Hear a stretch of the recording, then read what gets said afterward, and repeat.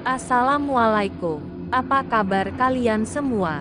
Sehat-sehat aja kan? Jangan terlalu mikirin hutang negara. Nanti kalian tambah stres. Daripada kalian bingung mau ngapain. Karena saya juga tahu. Kalian itu pengangguran kelas kakap. Ada baiknya kalian buka YouTube. Cari channel Karam. Kali aja seram. Jangan lupa. Telunjuk kalian itu diciptakan untuk ngeklik tombol subrek. Kan gratis. Jangan pelitlah jadi orang. Nanti kuburan kalian sempit. Dan masuk Indosiar. Oke. Tanpa berlama lagi. Saya Mbak Tukiem. Janda paling bahagia. Paling cantik dan paripurna sejagat raya alam semesta dan alam goib tentunya. Akan menghibur kalian semua. Untuk episode kali ini, saya akan membacakan 2 cerita sekaligus. Sebelum kalian mendengarkan ceritanya, jangan lupa pakai handsfree, matikan lampu, pejamkan mata, agar kalian bisa merasakan sensasi horornya. Selamat mendengarkan.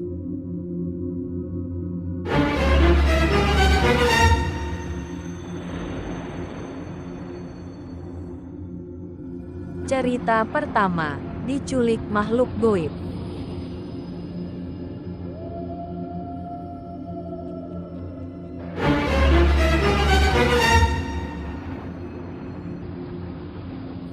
Diculik makhluk astral. Dulu waktu kecil aku pernah punya pengalaman yang menyeramkan. Mungkin pengalaman ini tidak akan pernah bisa aku lupakan seumur hidupku. Pengalaman menyeramkan ini terjadi berpuluh-puluh tahun yang lalu ketika aku menghabiskan masa kecilku di daerah Batu Nunggal. Waktu itu aku masih berumur 8 tahun. Dulu aku tidak pernah takut apapun, bahkan jika ada anak laki yang nakal denganku. Aku sering membuat mereka sampai menangis. Apalagi sampai yang namanya hantu. Dulu aku menganggap hantu itu hanya ada di dalam televisi. Akan tetapi perkiraanku ternyata salah. Sore itu aku sedang bermain petak umpat bersama temanku. Aku bersembunyi di sebuah halaman rumah yang kelihatannya seperti biasa saja. Tapi asal kalian tahu, waktu itu aku bersembunyi di sebuah halaman rumah yang tidak berpenghuni alias rumah kosong, dan saat itu aku tidak berpikir apapun. Yang aku tahu, aku harus bersembunyi agar tidak diketahui dan ditemukan oleh temanku. Dari jauh aku mendengar suara temanku yang sedang mencariku. Aku semakin panik karena suara temanku semakin dekat. Aku mulai celingak-celinguk mencari tempat yang lain dan tidak akan ditemukan sampai mataku melihat sebuah tempat yang menurutku jika aku bersembunyi di situ pasti tidak akan pernah ditemukan, yaitu di dalam rumah tersebut. Aku bergegas masuk ke dalam rumah itu, tanpa ada rasa takut sekalipun. Aku masuk ke dalam rumah itu dan kebetulan rumah itu tidak dikunci. Pintu rumah agak rusak untuk dikunci ataupun ditutup. Aku masuk ke dalam rumah itu dan bersembunyi di dekat jendela supaya aku bisa mengintip, dan benar saja dari jendela itu aku melihat temanku sedang mencariku. Di belakangnya berdiri beberapa temanku yang sudah ditemukan. Mereka berjalan ke arahku dan mungkin mereka melihat bayanganku di kaca. Tanpa banyak gerakan, aku pun mencari tempat yang lain untuk bersembunyi. Mataku melihat ke kanan dan ke kiri untuk melihat tempat lain. Rumah kosong itu cukup besar dan berdebu. Lantainya sudah banyak yang rusak dan selain itu aku melihat ada beberapa furnitur yang sudah tidak berbentuk lagi. Kursi tua yang reyot, lampu-lampu tua yang juga kotor, sampai mataku mengarah kepada suatu benda dan benda itu seperti kotak panjang. Tidak terlalu besar. Kotak itu tampak tersembunyi di bawah tangga rumah yang sudah hancur di bagian tengahnya dan membuat siapapun tidak bisa naik ke lantai atas. Aku hampiri kotak itu. Kotak panjang yang tampak sangat aman untuk bersembunyi. Tanpa pikir panjang aku langsung masuk ke dalamnya. Kotak ini sangat nyaman. Apalagi dasar kotak yang sangat lembut. Aku merebahkan diri di dalam kotak itu dan kepala menyentuh seperti bantalan penyangga. Sungguh sangat nyaman, tenang dan aku tiduran sambil menunggu teman-temanku menemukanku. 5 menit, 15 menit. Aku mendengar suara orang melangkah dan suara teman-temanku mencariku.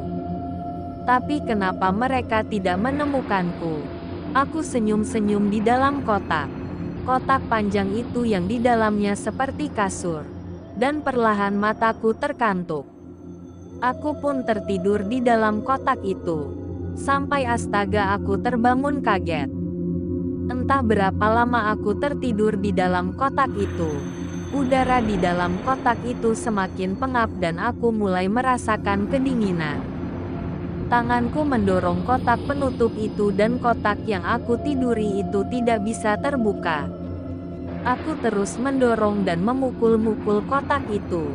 Di tengah kepanikan tersebut, aku mendengar seperti suara orang sedang menangis.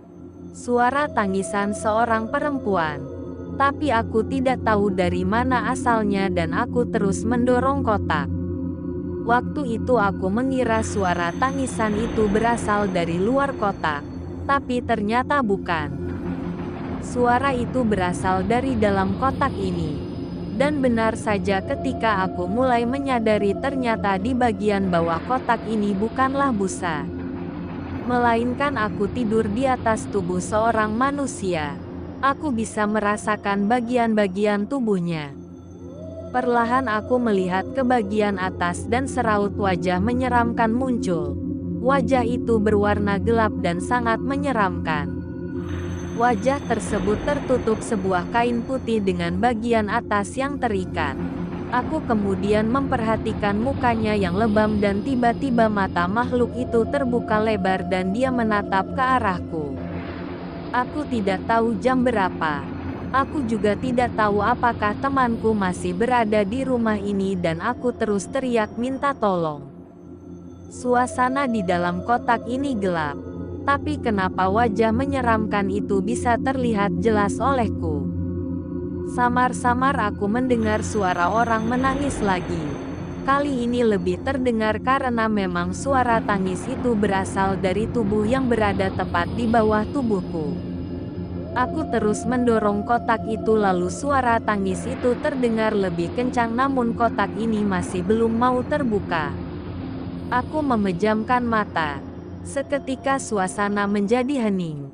Aku mulai menggerakkan bibirku. Mulai membaca doa sambil dengan sekuat tenaga dan dengan satu tendangan akhirnya kotak itu terbuka.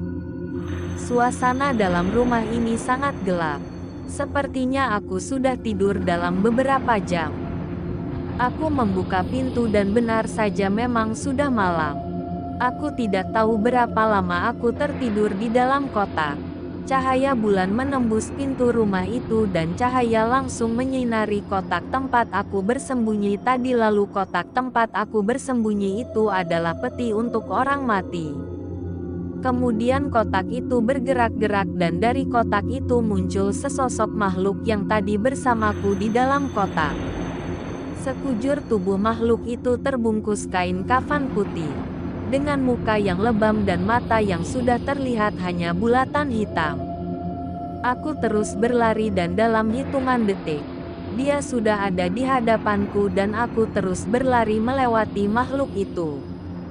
Sepertinya dia terus mengejarku. Setelah berhasil keluar dari rumah itu, aku sangat kaget ketika aku sampai di rumah. Ibu menyambutku dengan tangis histeris sambil memeluk aku dan bertanya terus-menerus dari mana aku. Kemana saja aku? Sudah makan atau belum? Tapi aku hanya terdiam melihat pemandangan itu. Abangku pun lalu memeluk aku dan ayahku berkali-kali sujud syukur lalu setelah aku sedikit remaja. Ibuku lalu bercerita. Kalau waktu itu aku sudah hilang berhari-hari dan ibu sempat menanyakan semua teman-temanku dan kata mereka aku sempat masuk ke dalam rumah kosong itu. Dan dari situ aku baru tahu kalau hantu itu ada dan katanya aku disembunyikan oleh mereka. Aku masih sangat ingat dari kejadian masa kecilku. Peti mati dan rumah kosong itu sampai sekarang aku masih tinggal di Batu Nunggal. Bahkan setiap hari aku masih sering lewat di depan rumah itu. Kadang bayangan akan makhluk itu selalu hadir ketika aku melewati rumah itu.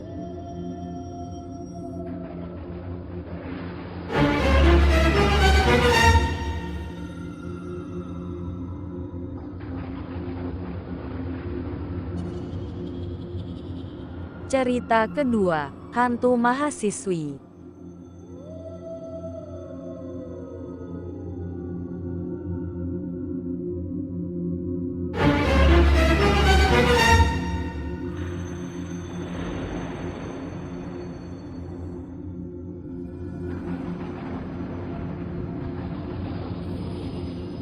Hantu mahasiswi. Kisah satu ini pernah terjadi di salah satu universitas di Surabaya. Kabarnya di sebuah lift yang ada dalam bangunan kampusnya dihantui oleh sesosok hantu gadis yang pernah menjadi mahasiswi di sana. Hantu mahasiswi di salah satu kampus di Surabaya ini cukup terkenal dan masih sering diceritakan dari mahasiswa senior ke juniornya. Menurut cerita, hantu mahasiswi ini selalu menghantui orang-orang yang naik hingga ke lantai 3 menggunakan lift yang ada di dalam gedung kampusnya. Walaupun begitu, penampakannya juga kerap muncul di berbagai ruangan dan kelas. Suatu waktu, saat sesi terakhir mata kuliah ada seorang mahasiswa yang hendak naik kembali ke lantai 3 gedung kampus tempatnya belajar sebelumnya. Saat itu dia ingin mengambil barangnya yang tertinggal. Tetapi karena saat itu orang-orang sudah pulang, maka dia terpaksa naik sendiri ke lantai tersebut. Karena sudah hampir malam dan ingin cepat tiba di atas, mahasiswa itu memutuskan untuk menggunakan lift ke lantai 3.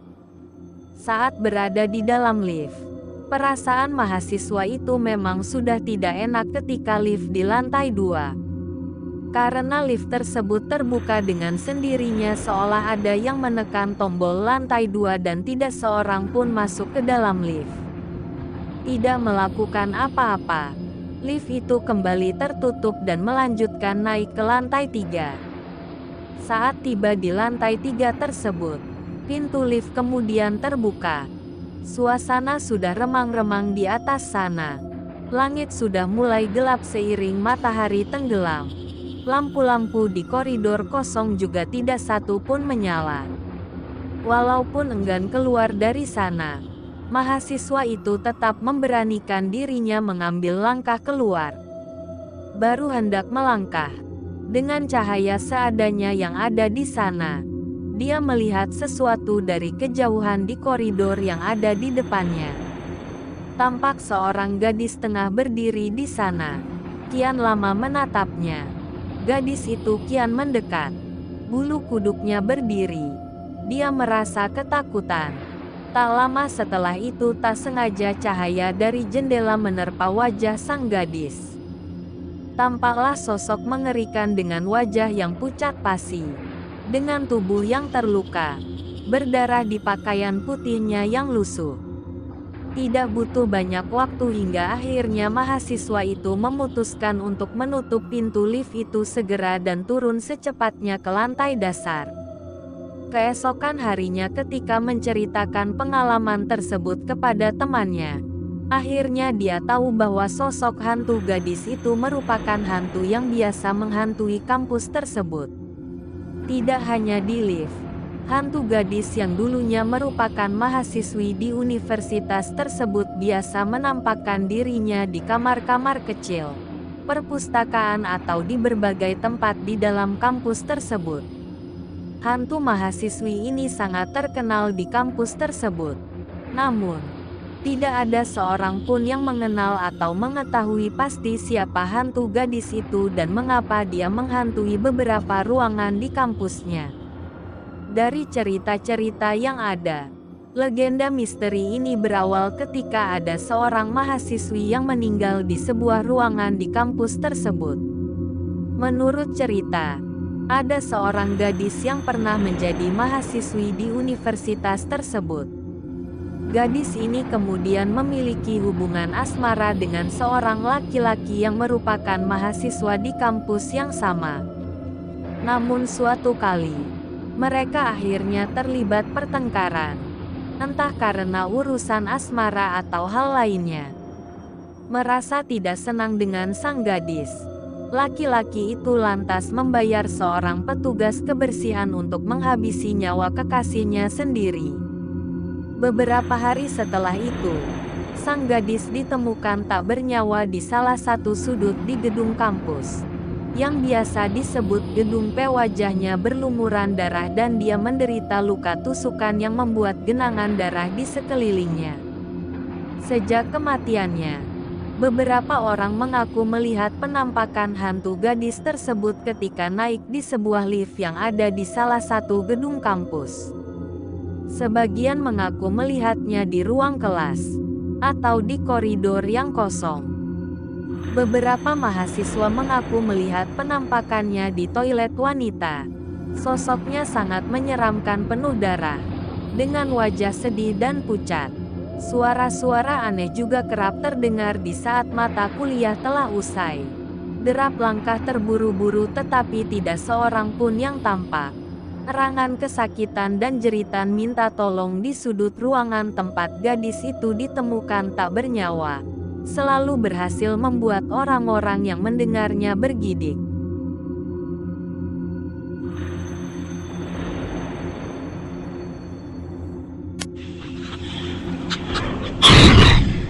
Kali aja serah.